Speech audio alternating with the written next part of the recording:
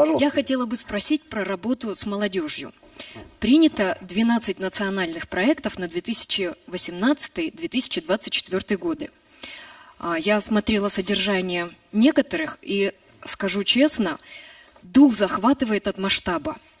Но, на мой взгляд, существует проблема информирования молодежи, потому что в той среде, где они обитают, так сказать, это YouTube, Instagram, TikTok, про нацпроекты практически не говорят. Есть ли планы по вовлечению молодежи в эти глобальные темы? Может быть, будете привлекать каких-то известных блогеров или медийные лица?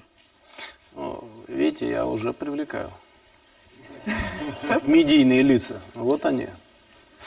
В том числе весьма популярные. Смотрите, вот на мой взгляд, применительно к национальным проектам, это важнейшая тема.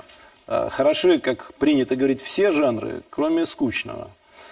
Понятно, что официальную информацию зачастую молодежь не очень воспринимает, скучно кажется, не хочет потреблять.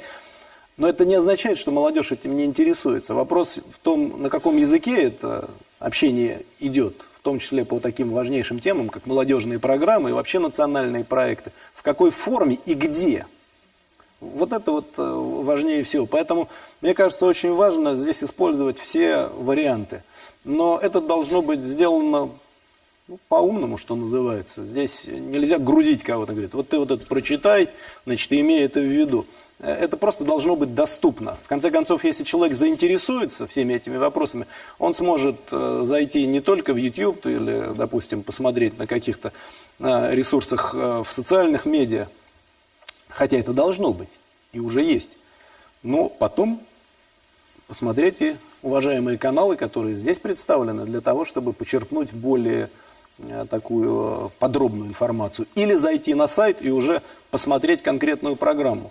Это зависит от потребностей конкретного человека. Но вести эту работу надо, точно, абсолютно. Все новости дня в выпуске программы «Новости Татарстана» на YouTube-канале ТНВ. Подписывайтесь.